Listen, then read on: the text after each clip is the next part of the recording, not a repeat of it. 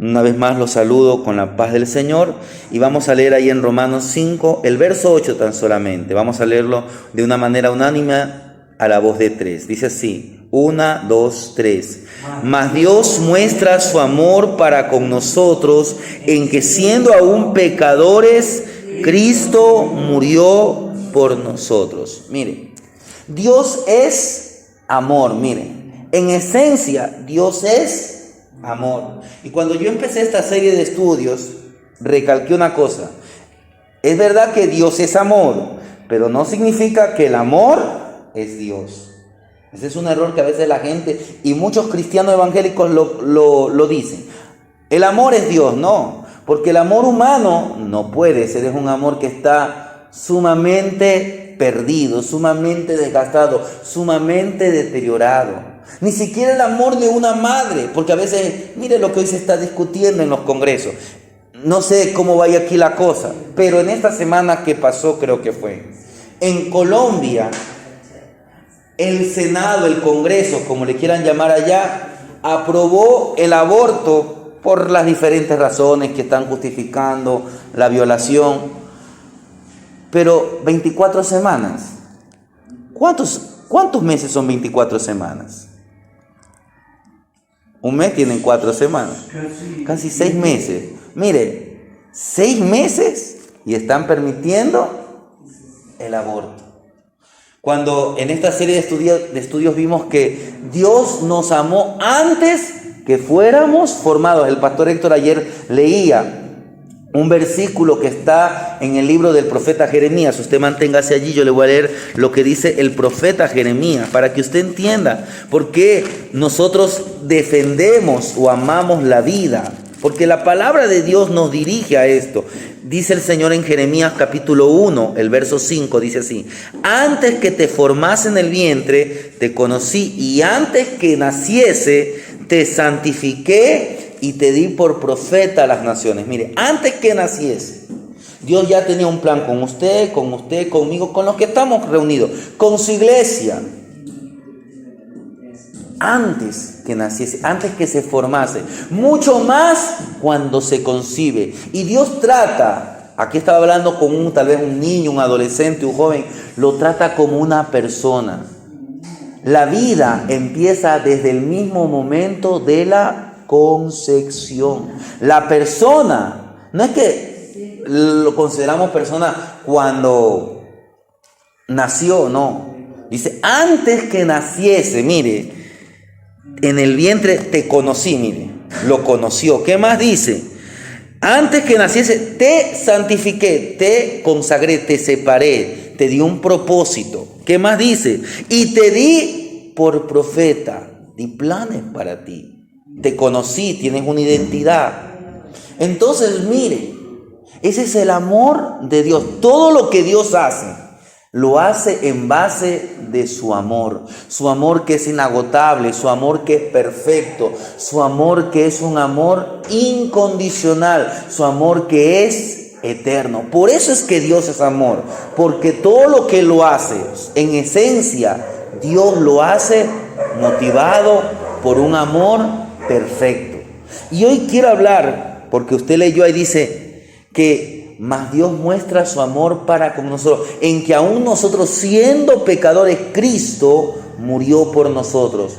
Y hoy quiero hablar acerca de un amor que se muestra buscando a perdidos y a pecadores. Ahí donde usted leyó en Romanos, ¿qué es lo que está haciendo el apóstol Pablo? Él está recalcando que Dios muestra su amor para con nosotros, ¿Cómo Dios mostró su amor para con usted, Blanquita? Para con usted, mi hermana Isabel, al morir en la cruz del Calvario, al Dios planificar desde la eternidad pasada, antes que la formase a usted, antes que la formase a mí, nos formase a nosotros. Él sabía que iba a ser la humanidad. Él sabía que la humanidad se iba a perder en el pecado. Pero Dios que elaboró un plan para redimir a su creación. Él sabía que un día tendría que enviar en el tiempo correcto al Hijo. ¿Y para qué? para que el Hijo diera su vida en rescate por los pecadores. Entonces, su muestra de amor, el amor de Dios se muestra en que Él busca al más vil pecador. Por la mañana veíamos que cuando el hombre pecó, cuando Adán, cuando Eva pecaron, ellos se escondieron, porque eso hace el pecado, lo llena de temor. Usted ve, la gente roba, ¿qué hace? Se va a esconder. La gente hace algo malo. El niño a veces cuando rompe algo, él hasta se va de la escena del crimen, como se dice. Porque él dice, mi mamá, mi abuelita, mi papá me van a llamar la atención. Él siente miedo a sí mismo. Cuando Adán y Eva pecaron, ellos sintieron miedo y Dios los llama. Y ellos se escondieron de la voz y de la presencia de Dios. Mas Dios, ¿qué dice? Le dice, ¿dónde estás tú? Fue a su encuentro, los fue a buscar. Y hay un capítulo que vamos a ir ahí, San Lucas capítulo 15. San Lucas capítulo 15. Ese capítulo le muestra a usted claramente cómo Dios busca al más vil pecador. Capítulo 15. No vamos a meditar todo el capítulo, vamos a meditar una parte, desde el verso 11 al verso 32. Pero en ese capítulo, que usted lo puede leer más adelante en casa, para que usted tenga una mejor panorámica, usted va a encontrar allí 3 parábolas. Las parábolas son relatos que el Señor presenta cosas que tienen que ver con el reino de los cielos. En esas 3 parábolas, el Señor presenta primeramente la parábola de la oveja perdida. Luego presenta el relato de la parábola de la moneda perdida. Y finalmente presenta la famosa parábola del hijo pródigo. ¿Y qué es lo que Dios quiere destacar en esas 3 relatos? ¿Cuál es el concepto principal? Que Dios ama a quien está perdido. Mire, usted encuentra ovejas perdidas, usted encuentra una moneda de plata perdida y finalmente usted encuentra un hijo que se había perdido. Mire, estas 3 historias, esta trilogía de historias nos aprecian, nos muestran de manera progresiva el valor que Dios da o Dios mira por su creación. Primeramente nos presenta la oveja perdida, pero usted en esa historia va a ver que eran 100 ovejas, pero una se perdió. El valor de una entre 100. Para Dios vale más una persona que está perdida que 100 que están bien, aunque nadie está bien, todos nos descarriamos. Luego, en la siguiente parábola, dice que la señora, la persona, la mujer de esa historia tenía 10 monedas de plata y una se perdió. El valor de una entre 10, a veces uno dice, se me perdió $1, pero todavía tengo. Pero a veces más adelante le hizo falta el $1. Y usted dice, chuzo, era de buscar el $1. Luego nos presenta la historia de un padre con 2 hijos. Parece en el relato que uno está bien y el otro como que se pierde, el otro se aparta. Entonces Dios nos muestra el valor entre 2 hijos de uno que se había perdido. En la primera historia, Jesús es el buen pastor. En la segunda historia, la búsqueda de esa mujer refleja cómo Dios está buscando al más vil pecador. Y en la tercera historia, es el padre el que busca no solamente a un hijo perdido, porque cuando uno analiza, y vamos a analizar la parábola del hijo pródigo, uno se da cuenta que eran los 2 hijos los que estaban perdidos. El uno estaba perdido en tierras distantes y el otro estaba perdido en su propia casa. A veces ocurre que a veces en una casa los padres no se pueden llevar bien con sus hijos. Los padres tienen en la misma casa. El hijo se alimenta, come, vive, duerme, pero no quiere saber nada del padre.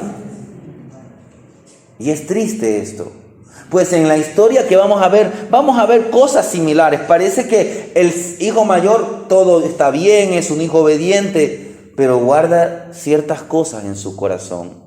Entonces, quiero que veamos esta parábola. Cuando nosotros analizamos el capítulo 15, que tiene esta parábola, la encontramos desde el verso 11 hasta el verso 22. La parábola tiene como título en mi Biblia la parábola del hijo pródigo, y uno puede pensar que el personaje central, el personaje principal es el hijo, pero el personaje principal no es el hijo. El personaje principal es el padre. ¿Por qué? ¿Por qué el padre es el personaje principal? Mira, esta historia tiene algunos personajes, pero los importantes son el hijo pródigo, el padre y el hijo mayor, porque el pródigo era el menor. Pero cuando uno analiza, ve que es el padre el que ama al hijo pródigo, a pesar de que el hijo no lo ame. Es el padre quien muestra aquella emoción profunda, aquella conmovedora misericordia, mientras él permanece en casa esperando el regreso de su hijo. Es el padre el que inicia ese proceso de perdón, de reconciliación. La historia dice que cuando lo vio, el padre se levantó y fue como que dio un salto y fue corriendo a recibir a su hijo que venía hambriento, que venía desgarrado. Él no lo despreció, él mayormente lo amó. Es el padre el que nunca dejó de amar a su hijo mayor al pedir que él experimentara el gozo de que su hijo menor había regresado. Entonces es el padre el personaje principal. ¿Y qué nos expresa esta historia? Nos presenta o nos muestra el amor del Padre Celestial por todos sus hijos, por todas sus hijas, sin importar dónde nosotros nos encontremos. Mire, veamos los primeros 2 versículos. Allí, hermana Isabel, léanos 11 y 12 de Lucas 15. También dijo, un hombre tenía 2 hijos, y el menor de ellos dijo a su padre, Padre, dame la parte de los bienes que me corresponde, y le repartió los bienes. Días atrás el pastor tocó creo que la última vez que ustedes estuvieron, justamente tocó la parábola del hijo pródigo. Miren. Y creo que allí el pastor hizo hincapié acerca de la herencia. ¿Cuándo se da la herencia? ¿O cuándo se debería repartir la herencia? La herencia se reparte mayormente cuando el padre o el dueño de la herencia muere. Pero aquí el padre está vivo. Y ni siquiera el padre ha pensado hacer la repartición de bienes. Es el hijo. Entonces, ¿qué es lo que el hijo le está diciendo? Y parece que no fuera así, pero mira lo que el hijo le estaba diciendo. Con estas palabras le estaba diciendo: papá, quería que estuvieras muerto, porque él quería los bienes. Estás obstaculizando mis planes. Yo quiero mi libertad, quiero satisfacerme, quiero dejar en este momento la familia. Yo tengo otros planes en los que tú no estás incluido. No incluyen esta familia, no incluyen la casa, no involucran este pueblo. No quiero nada que tenga que ver con ninguno de ustedes, ni contigo ni con mi hermano. Dame mi herencia ahora y me iré de aquí. Si un hijo le dice eso a su padre, ¿cómo se va a sentir su padre? Mal. Y ese es el primer punto que yo quiero hablar. Dios nos ama cuando herimos su corazón. Con esas sencillas palabras que el hijo le dice: dame mi herencia, dame la parte de los bienes que me corresponde. Lo estaba avergonzando a su padre, lo estaba humillando a su padre, lo estaba, como podríamos decir, hasta insultando a su padre. El padre lo deja ir. Usted no ve que el padre comienza a rogar. Usted no ve que el padre comienza a molestarse. Él podía decir tranquilamente: hijo, no. Perdón, hermano. Es importante que entendamos que mayormente se reparte la herencia Cuando muere. cuando una persona Por eso ya expliqué. Cuando la persona muere. Pero usted no explicó así. Usted dijo que el padre estaba vivo. Por eso, mayormente la herencia se reparte. Que mayormente se reparte la herencia cuando La persona fallece. Que es dueña de ese Lugar ya estaba. Y en la cultura judía se podría decir que ya estaba todo dicho. Porque mire cómo era la cultura judía. Mayormente lo que se repartía era la tierra. O si tenía ganado. ¿Y cómo era? En este caso él tenía 2 hijos. Él tenía que hacer la división de sus bienes en 3 partes. 2 partes le daba al mayor y una tercer parte o un tercio de la herencia le daba al menor. Entonces el hijo lo quería ya. Él anhelaba hasta que el padre esté muerto. Y el padre podía decir no. ¿Por qué? Porque como hizo el pastor Héctor recalcar, la herencia era después de fallecer. Hasta hoy, aunque hoy casi ya esto se está perdiendo. A veces los padres en vida dicen, ¿por qué hacen hoy día eso los padres? Para que no haya pelea. Exacto, para que no haya pelea. Porque dicen en vida, para que ya cada quien tenga su parte. Porque muertos a veces hay problemas en la familia. El padre tranquilamente les podía decir, voy a hacer de cuenta que esta conversación no existió. Pero ¿qué hace? En lugar de ello, el padre asimila el dolor del rechazo de su hijo. Su corazón estaba destrozado, estaba herido, pero él ama a su hijo. Él ama a su hijo.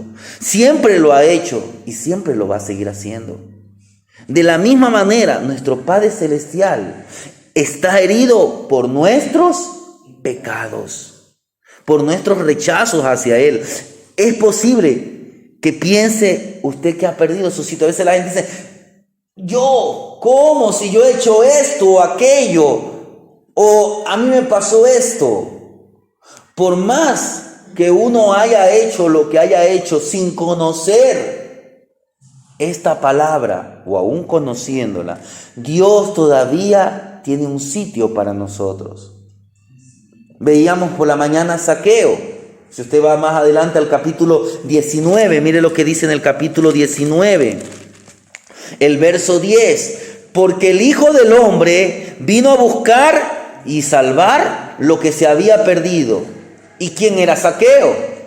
Zaqueo era un recaudador de impuestos, pero a su vez también era un estafador.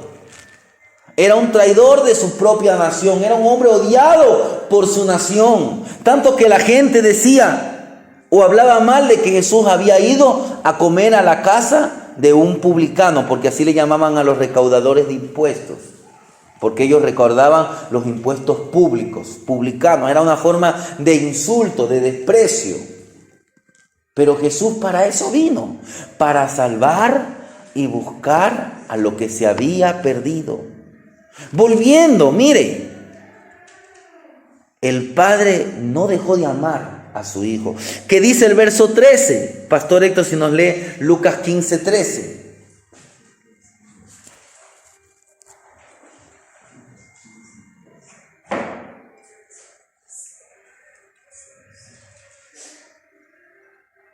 No muchos días después, juntándolo todo, el hijo menor se fue lejos a una provincia apartada y allí desperdició sus bienes viviendo perdidamente. Mire, ¿qué nos demuestra este versículo? Que Dios nos ama cuando nos alejamos de Él. Habían pasado unos cuantos días de lo que el hijo le pide, el padre le da. ¿Y qué hace? Recoge las cosas y se va. Yo creo que para un padre va a ser difícil de cruzarse de brazos cuando ve la actitud de su hijo. Pero no solamente esto, sino que mayormente un padre sabe que lo que está escogiendo un hijo es equivocado. El padre sabía que lo que iba a experimentar su hijo era sufrimiento. Cuando uno ve que un hijo toma una mala decisión y no puede, como decir, hacer más que cruzarse los brazos, aunque no creo que este padre se cruzó de brazos. Pero él siguió amándolo. A pesar de que este hijo se alejó, el padre sabía que el hijo se iba a lamentar la decisión que estaba tomando. Él sabía que iba a enfrentar decepción, fracaso, pero a pesar de lo que esto, porque el padre estaba sufriendo antes de verlo a su hijo en ese estado deplorable que más adelante lo vemos, el padre ya sabía. A veces los padres dicen, ese chico, esa chica no te conviene. No, papá, es que a mí me gusta. Usted va a ver a Sansón. ¿Sansón qué dijo? Ella me agrada. ¿Y cuál fue el final de Sansón con la primer mujer que se casó? No fue nada bueno. No fue nada bueno. Ni llegó a ser su esposa porque se la dieron a un amigo, después hasta la mataron a la mujer. Fue un final triste para ambos. No le convenía. Los padres le dijeron, no, ¿por qué no tomas una esposa de aquí de Israel? Hay mujeres hermosas aquí también. No, esa me agrada. Pero así a veces somos. De esa misma manera que un padre a veces está dispuesto a tolerar el dolor, en vez de lugar de decir a su hijo, ya, me pierdes. Si tomas esta decisión, ya no cuentes conmigo. A veces hasta los padres lo dicen, pero en el corazón, ellos no están dispuestos a hacer eso. Así mismo es Dios. Este padre podría haber intentado describirle a su hijo el dolor que estaba a punto de sufrir, pero lo más probable es que este hijo no lo hubiera escuchado.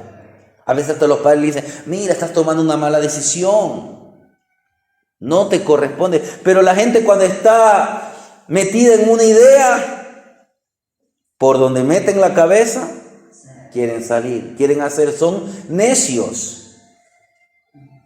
Por eso es importante que haya una buena relación entre padres e hijos. Desde pequeños, instruye al niño. No solamente instruye, que haya ese compañerismo. Yo creo que este padre tal vez buscó, pero hoy, como pasó ayer, como nos muestra esta historia, porque aunque esta historia relate el amor de Dios, también es la historia de una familia.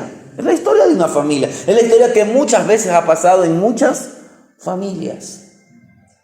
Los hijos alejándose de los padres. Pero ahí está Dios.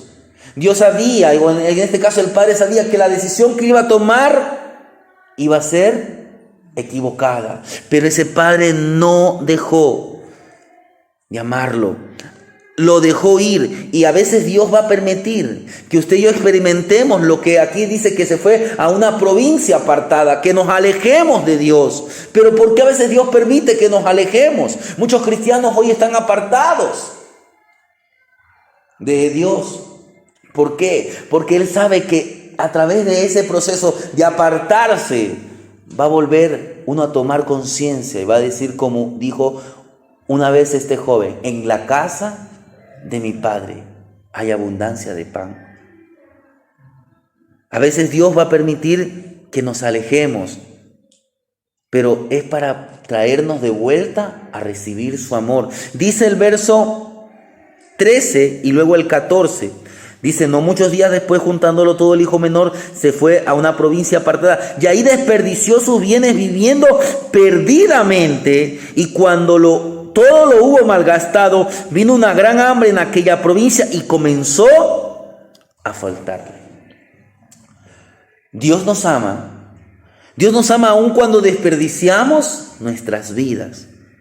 ¿Qué nos cuenta? Que el hijo pródigo juntó todas sus cosas, se fue a una provincia apartada. Y esto, más que una referencia geográfica, lo que nos presenta o nos quiere mostrar o quiere representar es la representación o la separación moral y espiritual con respecto a Dios. Este hijo no quería saber nada de Dios. A veces la gente no quiere saber nada de Dios. No me venga con religión. O a veces el padre le quiere hablar a su hijo acerca de Dios. No, papá. Si me vienes con eso, a veces el esposo le quiere hablar a la esposa o la esposa le quiere... Si vamos a entrar en religión, mejor ahí terminemos, dice.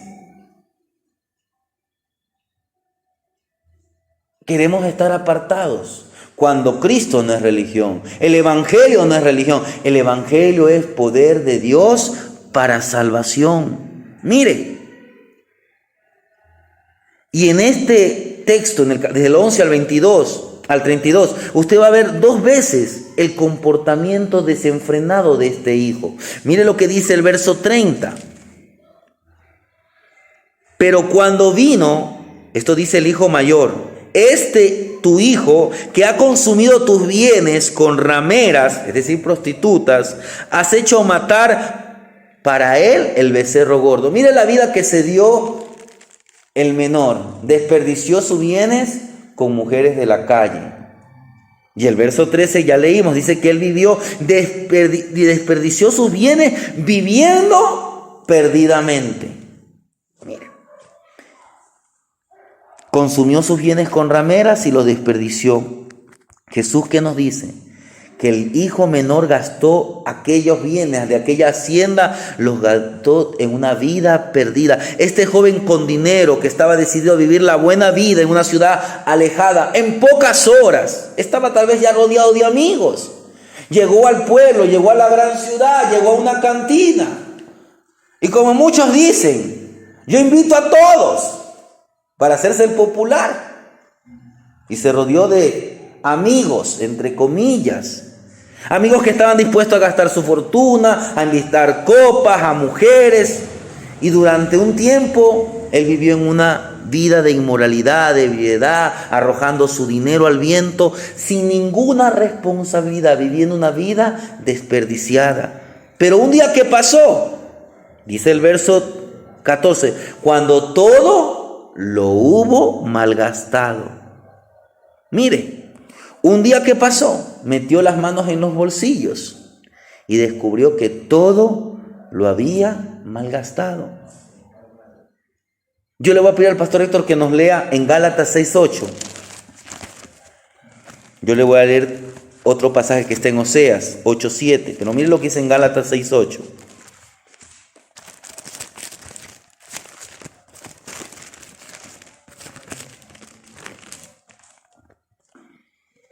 Porque el que siembra para su carne, de la carne segará corrupción, mas el que siembra para el espíritu, del espíritu segará vida eterna. Mire, él había sembrado para su carne, ¿y qué es lo que cosechó? Corrupción. Y yo le voy a leer lo que dice Oseas 8:7, dice así, porque sembraron viento y torbellino, segarán, no tendrán mies, ni su espiga hará harina, y si le hiciere extraños, la comerán. Eso es lo que hizo este joven. Sembró para su carne y cosechó corrupción. Sembró vientos y segó torbellinos, segó una tempestad, porque todo lo hubo malgastado, todo lo perdió. Sin embargo, su padre, por lejos que estaba, amaba a ese muchacho, aunque éste haya despilfarrado todo lo que le dio. Así mismo hace Dios. Dios sigue amando al más vil pecador, aquel que la sociedad dice, eso es lo peor que hay en la sociedad, al más grande asesino, al más grande narcotraficante, al peor o la peor de los hombres o de las mujeres. Dios lo ama. Pero como veíamos los días atrás, el Padre, dice en San Juan 3, dice, porque de tal manera amó Dios al mundo que dio a su Hijo unigénito para que todos, aquel que en Él cree. El amor de Dios es para todos, pero el paso que usted y yo tenemos que hacer es creer. Él se ha acercado a nosotros, ahora nosotros también tenemos que acercarle a Él. Creer no solamente significa saber que Dios existe, creer significa obedecer, guardar sus mandamientos, confiarle a Él nuestra vida, nuestra voluntad, seguir sus pasos. ¿Qué dice los versos? Hemos leído hasta el verso 16, veamos lo que dice el verso 15. Si usted puede leer, Blanquita, el 15 y el 16. Y fue y se arrimó a uno de los ciudadanos de aquella tierra, el cual la envió a su apacentase cerdos. y deseaba Deseaba llenar su vientre de las algarrobas que comían los cerdos, pero nadie le daba. Mire, tal vez este es el peor momento del muchacho. Y Dios nos ama cuando nos revolcamos en el pecado. Mire, la palabra revolcarse sugiere la imagen de un cerdo que se revuelga en su posilga. Este joven, cuando perdió su dinero, cuando ningún amigo apareció, tal vez pensó que había llegado al punto más bajo de su existencia. Pero la vida a veces nos lleva a peores cosas. La vida logra que eso suceda. Dice que este muchacho estaba en ese estado. ¿Y qué pasó? Llegó una hambruna. No tenía dinero. No tenía con qué comprarse ni una galleta ni un vaso de agua. Llega una hambruna y ahora se encuentra sin fondos, sin comida, sin amigos. Y tiene una idea que tal vez nunca la había pensado. Voy a ponerme a trabajar. Pero cuando vienen las crisis, también los trabajos desaparecen. Y como este muchacho no tenía experiencia laboral, no tenía ni cómo dejar una carpeta por ahí. Dice que por ahí se encuentra con un ciudadano. Mire, se encuentra con un hombre. Este hombre dice que se arrimó uno de los ciudadanos. Aquí, cuando se utiliza esta palabra ciudadano, tal vez era un hombre que tenía una buena condición económica. ¿Y qué le pide? Le pide trabajo. Tal vez estaba desesperado. Pero este ciudadano no quería tener nada que ver con este hombre arruinado. De modo que para librarse, ¿qué le da? ¿Qué le ofrece? El peor trabajo posible. ¿Por qué le digo el peor trabajo posible? Porque estamos viendo en esto en una cultura judía. Y yo creo que en estos tiempos también, si a uno le ofrecen, vaya a alimentar a los cerdos, no es el mejor trabajo que uno piense. Pero en la cultura judía, el cerdo era o es un animal inmundo. Los judíos no comen carne de cerdo. Dios le prohibió. Dios le prohibía.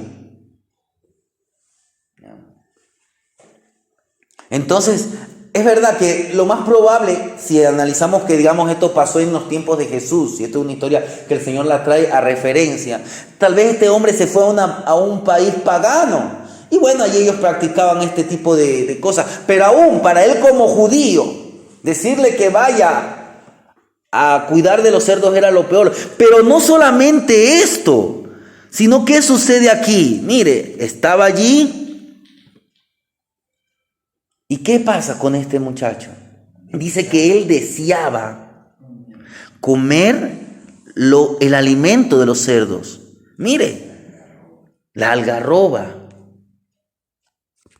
Estaba en la peor condición. Jesús no dejó este detalle afuera. Usted lo ve que en el verso dice 16, y deseaba llenar su vientre de las algarrobas. La algarroba es una planta.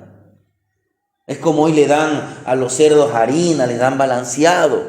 Y como este muchacho no tenía que comer, deseaba. Y tal vez hasta se comenzó a comer. No tenía más.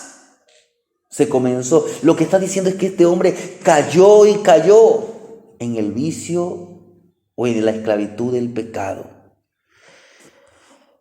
Pero la historia comienza a cambiar desde el verso 17. Dice así, y volviendo en sí. Mire, volviendo en sí. Esta palabra volviendo en sí pareciera como que estaba en un sueño. Podríamos decir como en los tiempos actuales, se le terminó el efecto del alcohol, de la droga. Y volviendo en sí, dijo: ¿cuántos jornaleros en casa de mi padre tienen abundancia de pan? Y yo aquí perezco de hambre. Me levantaré, iré a mi padre y le diré: Padre, he pecado contra el cielo y contra ti. Ya no soy digno de ser llamado tu hijo. Hazme como a uno de tus jornaleros. Ahora mire, y aquí tal vez esto traiga un poquito de discusión. Pero lo que quiero mostrar es que Dios nos ama cuando nos esforzamos por regresar. Y este es el momento decisivo de la historia. Jesús nos dice que en este instante de mayor desdicha, cuando estaba destrozado, cuando estaba hambriento, cuando tal vez estaba comiendo con los cerdos, el hijo pródigo volvió en sí. ¿Qué es lo que sucede aquí? Uno puede decir, él se arrepiente. Mire, ¿qué es lo que sucede? En ninguna parte parece que él dice, iré a la cárcel de mi padre y le diré, he pecado. Pero lo que este muchacho, debido a la necesidad, él quería salir de esa condición. Él no estaba diciendo, yo le fallé a mi padre, no le hice caso a mi padre, esta es la consecuencia de mi desobediencia. Debido a la condición, él quería mejorar. Y él sabía que en la casa de su padre, aunque sea de jornalero, le iba a ir mejor. No hay una verdadera arrepentimiento. Tal vez este muchacho planeó, dijo, yo le digo esto a mi padre y lo convenzo. Él buscó hacer sus planes para volver a casa. A veces uno piensa que a Dios uno le puede engañar, pero la Biblia dice que Dios conoce los corazones. Dios pesa los corazones. Dios sabe cuando verdaderamente una persona se arrepiente. Hay mucha gente que en las campañas por miles pasan. Muchas personas aquí se han entregado. ¿Y por qué la iglesia no está llena? Porque muchos verdaderamente no le buscan a Dios por su verdadera necesidad. La verdadera búsqueda es porque usted tiene que reconocer que sin Dios nada somos. Que usted está perdido sin Dios y que usted necesita de Dios. Pero sobre todo usted necesita para ser transformado y para conocerlo a Él y para adorarlo. Más allá de los problemas, sea de salud, de dinero, familiar. Esa no debe ser la verdadera razón por la que usted tiene que buscarlo a Dios. Dios está buscando verdaderos adoradores que le adoren en espíritu y en verdad. Este muchacho tal vez planeó. Él decidió regresar a casa, trabajar como jornalero para su padre. El hijo pródigo ejecutó su propio plan. Él aún no llegaba al límite. Él todavía seguía perdido en sus planes. Pero de igual manera, Dios lo seguía amando. Porque eso es lo que trata de resaltar esas tres parábolas. Si usted analiza en casa las tres parábolas, usted va a darse cuenta en la primera que no fue la oveja la que buscó al pastor, fue el pastor el que buscó la oveja. No fue la moneda la que buscó a la señora, fue la mujer la que buscó la oveja. De la misma manera, el hijo no buscó verdaderamente a su padre. Lo que buscaba era progresar. Entre los 12 estaba Judas. Y Judas nunca tuvo un verdadero arrepentimiento. Tal vez pensó, bueno, con Jesús me va bien porque aquí ya estoy de tesorero. Aquí se recogen las ofrendas. La Biblia dice que Judas era ladrón. Mire, a veces muchos están en los caminos de Dios porque creen que, bueno, me va a ir bien, Dios me va a bendecir. No, usted no tiene que buscar verdaderamente que Dios nos va a bendecir. Pero la bendición no está hablando de dinero, de prosperidad económica, ni siquiera de salud. La prosperidad empieza desde adentro. Dios nos limpia, nos perdona, nos libra del pecado, nos trae a casa. Fue el padre el que buscó a su hijo. ¿Y qué dice los versos 20 al 21? Dice así: y levantándose vino a su padre, y cuando aún estaba lejos lo vio su padre y fue movido a misericordia y corrió y se echó sobre su cuello y le besó. Y el hijo le dijo, aquí comienza el verdadero arrepentimiento: Padre, he pecado contra el cielo y contra ti, y ya no soy digno de ser llamado tu hijo. Uno puede decir, son las mismas palabras que él pensó. Pero ahora no era porque él las había pensado, ahora él estaba diciendo de corazón. ¿Pero por qué? Porque Dios nos ama mientras nos envuelve en sus brazos de perdón. El hijo regresa a la casa, se acerca al pueblo, a la casa de su padre, y su padre lo reconoce. Tal vez su padre dijo, la forma en que camina es de mi hijo. Mire, En el original griego, el texto enfatiza cuando aún estaba lejos. El hijo todavía no llegaba a casa. El padre no se quedó en casa esperando a su hijo. Tal vez él salía a recorrer la entrada a su hacienda. Tal vez se subía en algún lugar alto, esperando que un día su hijo regrese a casa. Y un día, tal vez temprano o tal vez ya atardeciendo, ve allí una figura y dice: ese es mi hijo. ¿Y qué hace este padre? Dice que él fue movido a misericordia y corrió. Mire, fue movido a misericordia, corrió, se echó sobre su cuello y lo besó. Literalmente corrió para encontrarse con su hijo. Y ahí usted dice que fue movido. Ahí usted ve la compasión, el amor, lo impulsaron a correr a toda prisa. Mire, en aquellos tiempos la gente vestía túnicas, y correr con una túnica no es fácil. Él no dijo: bueno, voy avanzando. No, este padre corrió y lo alcanza y derrama sobre él todo su amor, lo cubre de besos. No espera una disculpa, lo abraza, lo besa y hace planes para una fiesta. Él había vivido por mucho tiempo con una pena, pero esa pena había desaparecido gracias que ahora se encontraba en un estado de pura dicha. La Biblia dice, y vamos a ver más adelante, en este mismo, que dice que hay fiesta cuando un pecador se arrepiente. Finalmente el hijo puede hablar. Y ahí en ese momento cuando dice: Padre, he pecado contra el cielo y contra ti, es cuando el hijo verdaderamente expresa un genuino arrepentimiento. A veces mucha gente, el pastor Héctor aquí él ha contado cómo fue su conversión. Una señora lo invitó, esa señora lo había invitado ese día a su casa y él había estado en su casa. La señora lo invitó al culto. Él dijo: bueno, por quedar bien, la única manera como yo tengo de que pagarle a esta señora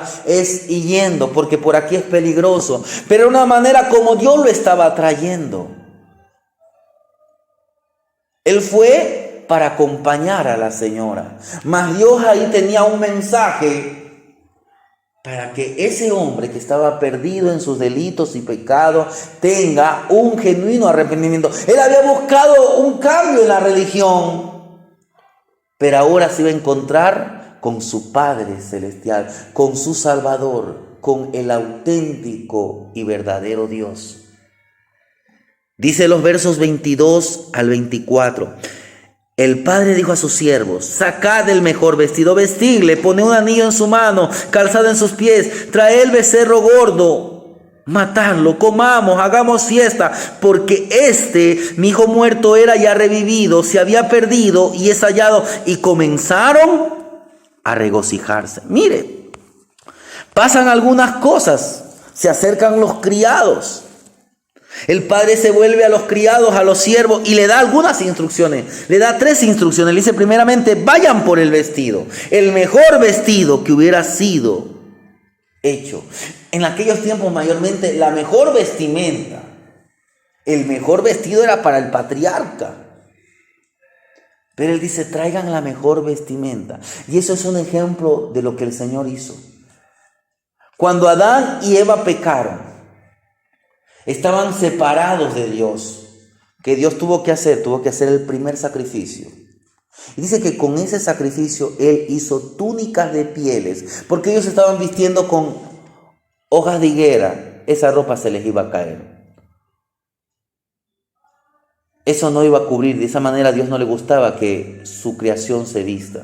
Dios hace una ropa especial y con eso Él cubre el pecado. Asimismo, aquí trae el mejor vestido. Dice más adelante: traigan un par de sandalias. Mire, y vestirle y ponerle un anillo en su mano y calzado en sus pies. Las sandalias, jamás las sandalias las utilizaban los siervos. Él dijo: recíbeme como a uno de tus jornaleros. ¿Qué es lo que le estaba diciendo el padre? Tú no vas a ser para mí un siervo, vas a ser mi hijo. Vuelves al mismo lugar, vuelves a ser mi hijo. Y le dice: y traigan el anillo. Y esto significaba autoridad, porque en aquellos tiempos con el anillo era para firmar los acuerdos comerciales. Tenía autoridad. Asimismo, Dios nos ha perdonado nuestros pecados. Nos ha dado del Espíritu Santo para que en el poder del Espíritu Santo usted y yo podamos acercarnos a Él. Para que en el poder del Espíritu Santo usted y yo podamos predicar el Evangelio. Porque ahora somos hijos, somos amados y somos bendecidos. Pero para finalizar, los versos 25 al 32 nos muestran al personaje que casi no aparece. Dice el verso 25, y su hijo mayor estaba en el campo, y cuando vino, llegó a casa de la casa, y llegó cerca de la casa, oyó la música, las danzas, y llamando a uno de sus criados le preguntó, ¿qué era aquello? Él le dijo, tu hermano ha venido, tu padre ha hecho matar el becerro gordo por haberle recibido bueno y sano. Entonces se enojó, no quería entrar, salió por tanto su padre y le rogó que entrase. Mas él respondiendo dijo al padre, he aquí tantos años te sirvo, no habiéndote desobedecido jamás, nunca me has dado ni un cabrito para gozarme con mis hijos, pero cuando vino con mis amigos, pero cuando vino este tu hijo, que ha consumido tus bienes con rameras, has hecho matar para él el becerro gordo. Entonces él dijo, hijo, tú siempre estás conmigo, todas mis cosas son tuyas, mas era necesario hacer fiesta y regocijarnos, porque este tu hermano era muerto y ha revivido, se había perdido y es hallado. Mire, se hizo una fiesta. ¿Por qué? Porque si usted lee aquí en el capítulo 15, el verso 10, dice así, así os digo que hay gozo delante de los ángeles de Dios por un pecador que se arrepiente. El verso 7 dice así, os digo que así habrá más gozo en el cielo por un pecador que se arrepiente que por 99 justos que no necesitan de arrepentimiento. Mayormente en el auditorio, en el público que estaba el Señor Jesús, se podría decir que habían dos grupos mayormente. Por un lado, la gente conocida como los pecadores, los publicanos, rameras, gente que la gente decía, este es de mala fama. Y por otro lado estaban por ahí los fariseos. Ellos estaban mayormente leyendo la Biblia, lo que era el Antiguo Testamento. Ellos creían que estaban bien, pero su actitud era una actitud de hipocresía. Y aquí, como decir, en esta parábola le estaba dando en el guante a los fariseos. Porque Dios ama, o Dios nos ama cuando no le amamos a Él. Los fariseos, los saduceos, todo este grupo de religiosos fueron los que hostigaron para que el Señor Jesús fuera crucificado. El gran apóstol Pablo, que él dice, mas Dios muestra su amor para con nosotros, en que aún siendo nosotros pecadores, Cristo murió por nosotros. Fue uno de los más grandes fariseos de su tiempo. Hasta persiguió a la iglesia. Porque él tal vez fue como el hermano mayor. Este hermano que no se encontraba. Cuando el hijo llegó, estaba en el campo. Cuando llega, le pregunta a uno de los sirvientes, ¿qué está pasando? Regresó tu hermano. Tu padre ha hecho una fiesta, lo ha hecho vestir con el mejor vestido, le ha dado el anillo, le ha dado zapatos, sandalias nuevas, calzado nuevo. Ha hecho matar el becerro gordo. Y no quería entrar. No quería entrar. El padre sale, incluso sale, y el hijo no quería. Y mire cómo este hermano se refiere. Dice en el verso 30, pero cuando vino tu hijo, no dice, pero cuando vino mi hermano. ¿Y qué dice en el verso 29? Mas él respondiendo dijo al padre, tantos años te sirvo, no habiéndote desobedecido jamás, y nunca me has dado ni un cabrito para gozarme con mis amigos. Miren lo que había en el corazón. Aquí el muchacho, el mayor, revela. Así hay muchos creyentes. Dice, yo tantos años que le busco a Dios y Dios no me bendice. Cuando no se dan cuenta que la mejor bendición es estar en la casa de Dios. A veces muchos dicen, yo no he prosperado en la vida cristiana. Si la mejor prosperidad es tener a Cristo en nuestras vidas. Este hijo mayor, su comportamiento, él pensaba que su comportamiento era perfecto, que él había sido responsable. Él dice, yo soy el responsable, el menor es el irresponsable. Pero en cada palabra lo que estaba mostrando era amargura.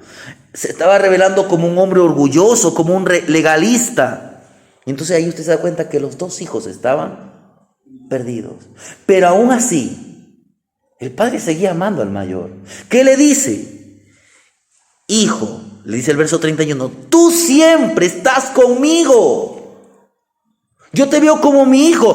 Todas mis cosas son tuyas. Mas era necesario hacer fiesta y regocijarnos. Quiero que también tú te regocijes. Uno puede mirar lo que está pasando en Europa y dice, no, es que allá en Europa la gente es pecadora. Nuestro deber es orar por Europa.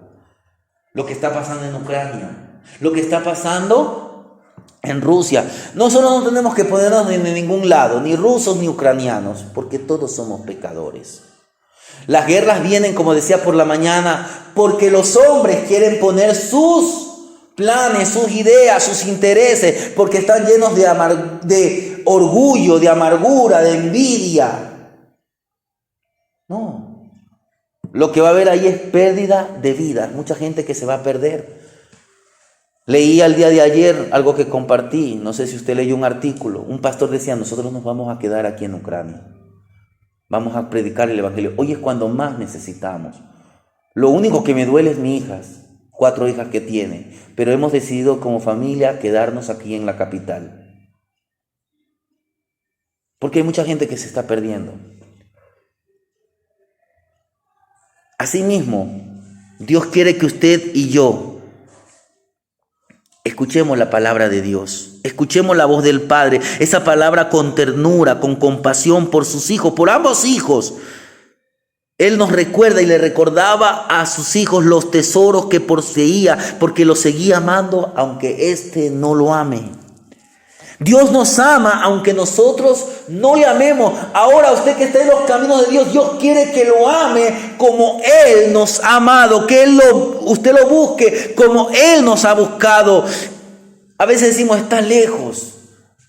El amor de Dios no miró la longitud, no dijo es que está difícil. No, para Dios no hay nada imposible. Ahora, para nosotros hay dificultades, pero en Cristo todo lo podemos, en Cristo que nos fortalece. Así como hoy día se esforzó, esfuércese en venir a la casa de Dios, esfuércese en obedecer esta palabra, esfuércese en servirle a Él, esfuércese en conocerle a Él, porque Él nos está invitando a una fiesta. Cuando la iglesia esté en el cielo, habrá lo que se conoce como las bodas del Cordero. Ahí será la unión espiritual entre Cristo y su iglesia. Él nos invita a una franca celebración y tenemos que gozarnos. Por eso es importante que usted predique la palabra, porque dice que hay gozo cuando un pecador se arrepiente. Dios se siente gozoso, se siente alegre cuando Él vuelve a restaurar con alguien esa relación. Hoy nosotros hemos aceptado a Jesús como nuestro Señor y Salvador. Pero no caigamos en el otro lado, en el lado del legalismo, no. Ni caigamos en el otro lado de apartarnos. Muchos creyentes se apartan, no. La Biblia nos enseña que debemos perseverar, que debemos crecer, que debemos buscarle a Él de todo nuestro corazón. Amén.